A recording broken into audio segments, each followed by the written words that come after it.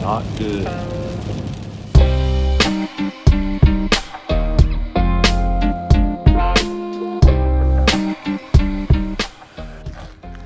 All right, what I'm gonna do today is I'm gonna shoot the Nikon and the Sony with the 28mm AIS lens, and that way I can show the difference in focusing, manual focus on the Sony, and how it's much easier to do than it is to do it with the Nikon.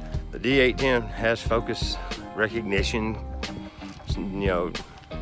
indicators, but the Sony just has it beat hands down. Let's do this. Well, it's looking like the sun just might peek out from behind the clouds after all, so let's go see what we can do. Oh well, let's go see what we can do.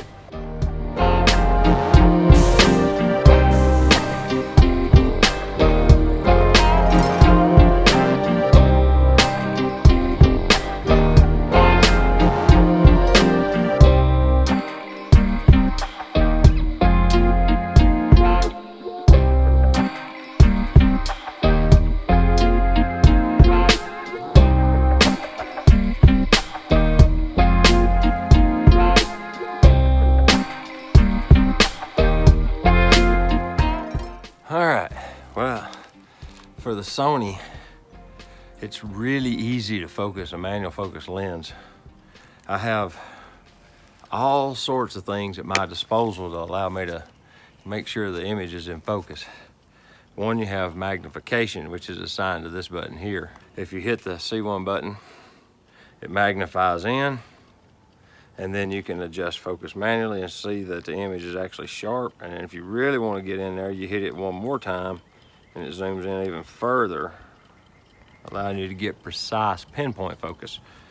And that's visual, as well as it has focus peaking in the camera, which turns everything that's in the focus range red. You can actually see the band of red moving in and out of the frame as you adjust the focus on the lens, if you have it open, wide open. If you stop it way down to where your region of focus is broader, the camera has trouble figuring out what part of the image you want to be super sharp, and a lot of times you'll miss focus if you stop it way down. But I have found that with large apertures, and I can get down to f8, especially if you use focus magnification, you can hit it every time, but it's just not fast. That's the drawback to a manual focus lens, is with a little practice you can get pretty fast, but it doesn't compare to a strong, high-speed autofocus mechanism like the D810, the D850. These do with native lenses. The new ones have the eye autofocus that tracks so well. With adapted lenses on manual adapters like these, you just don't get that. All right, what I'm gonna do now is I'm gonna change it over and put the 28mm on the D810 and do some shooting with it in manual focus mode. And we're just gonna see what the differences in the images are.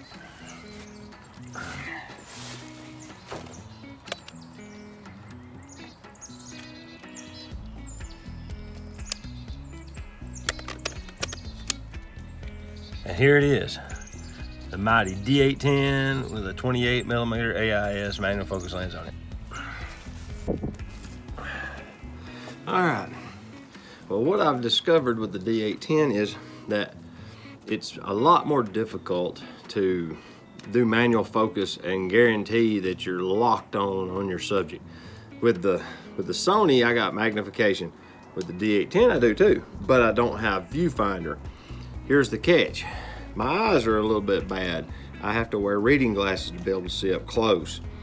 With the viewfinder on the Sony, I'm able to adjust the focus of the viewfinder, the diopter adjustment, on that electronic viewfinder until I don't need my reading glasses. So if I want to review images or check focus or whatever, I just look through the viewfinder and I can see it. On this one, being a pen and prism looking straight through the lens, I don't get that luxury. And you don't get to use focus magnification with the D810 unless you run live view.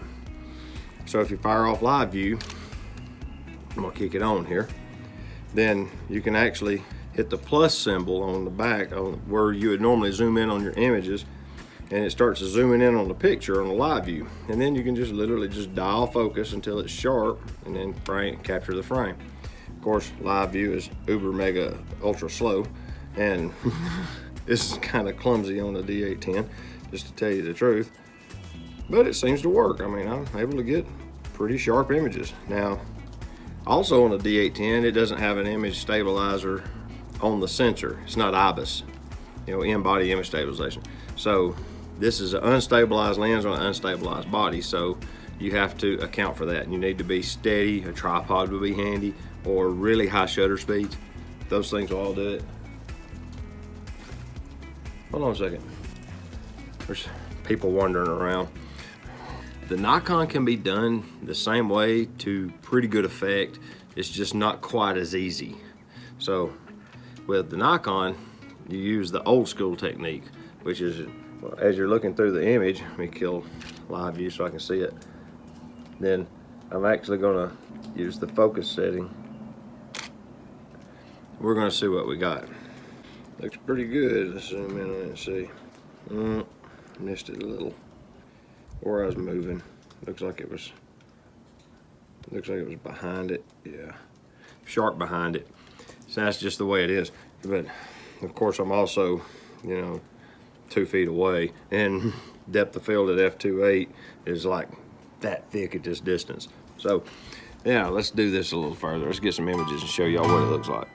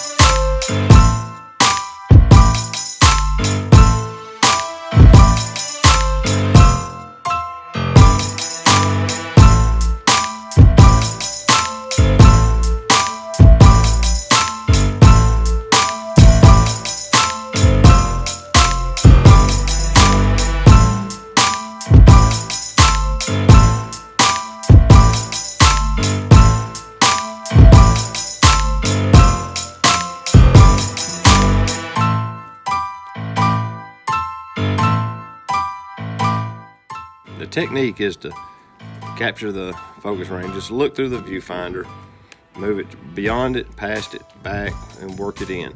Normally it takes about pass, behind, barely pass, behind, and up on it, and then you can fire the frame, and it'll pretty well be in focus.